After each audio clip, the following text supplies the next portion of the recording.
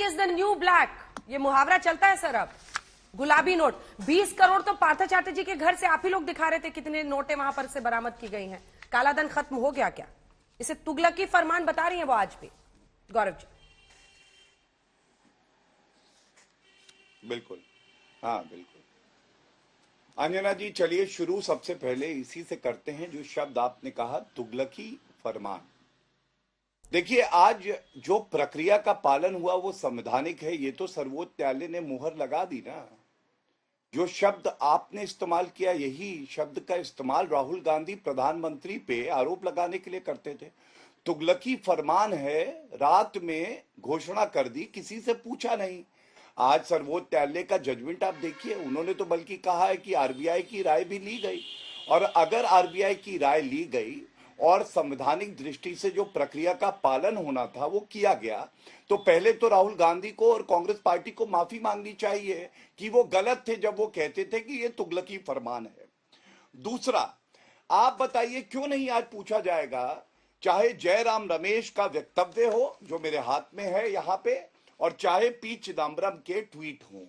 अंजना जी, क्या ये दुर्भाग्यपूर्ण नहीं है कि सर्वोच्च न्यायालय का एक फैसला आता है, 4 जजेस कानून बताते हैं देश को, लेकिन माइनॉरिटी ओपिनियन कोट करके देश को गुमराह किया जाता है और कहा जाता है कि केंद्र सरकार की कलाई पर थप्पड़ पड़ा।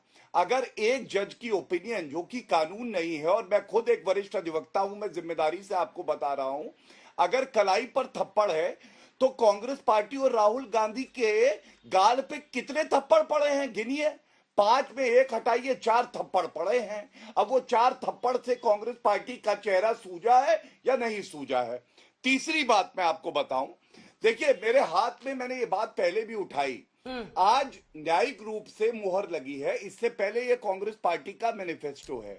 2019 में ये बात इन्होंने बार बार कही कि एमएसएमई खत्म हो गया, किसानों के लिए जो कर्जा मिलता था इनफॉर्मल इकोनॉमी से, उसमें दिक्कत आ रही है।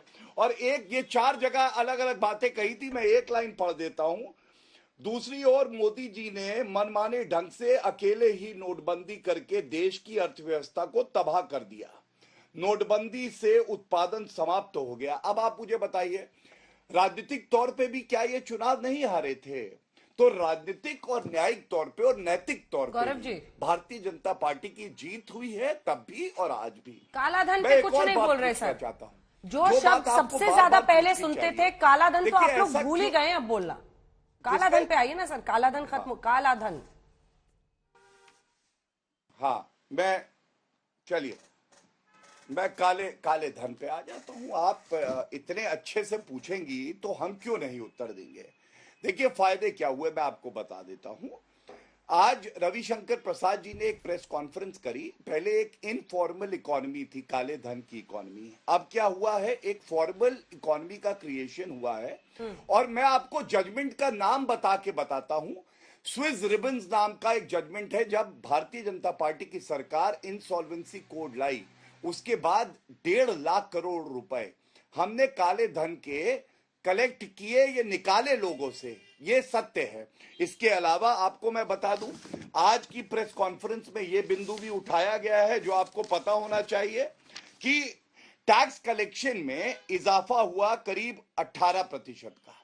तीसरा आरोप अंजना जी जो इन्होंने लगाया कि इकोनॉमी बैठ गई, तो मैं आपको यह भी बताना चाहूंगा कि यह भी सत्य नहीं है, क्योंकि जिस वर्ष नोटबंदी हुई उस वर्ष का जीडीपी ग्रोथ 8.3% रहा। 2016-17 का आंकड़ा दे रहा हूं। और यह भी बताना चाहूंगा कि 84 लाख करोड़ यूपीआई के ट्रांजैक्शन केवल फाइनेंशियल ईयर 2022 में हुए। तो आप बताइए, अभी 4 बिंदु रखे हैं, आगे और रख दूंगा। क्या ये नहीं दर्शाता कि जो काला धन रखते थे, जो गलत लोग थे, भ्रष्टाचार करते थे, आज वो डरे हैं। और जब मैं भ्रष्टाचार करने वाले के डरने की बात करता हूं, तो गांधी परिवार से ज्यादा भ्रष्टाचारी परिवार कोई नहीं है, क्योंकि 3 सदस्य इनके बेल पर बाहर है भ्रष्टाचार के आरोप पर, तभी ये इस फैसले का स्वागत नहीं कर पा रहे। अब मैं अंत में एक सवाल पूछना चाहता हूं, ऐसा क्यों है अंजना जी कि राहुल गांधी कहते हैं कि उनका न्यायपालिका में विश्वास नहीं है? मेरे सामने देखिए उनका ट्वीट है कि जुडिशरी बिकाऊ है। अब मैं पूछना चाहता हूं, रफेल हो, चाहे सेंट्रल विस्टा का जजमेंट हो, आज डीमोनेटाइजेशन का जजमेंट हो, कम से कम इतना तो मान लो कि आपका हाजमा खराब है। जब सर्वोच्च न्यायालय का फैसला आता है, पचा नहीं पाते हैं, कहेंगे तो हाजमोला भेज दूंगा।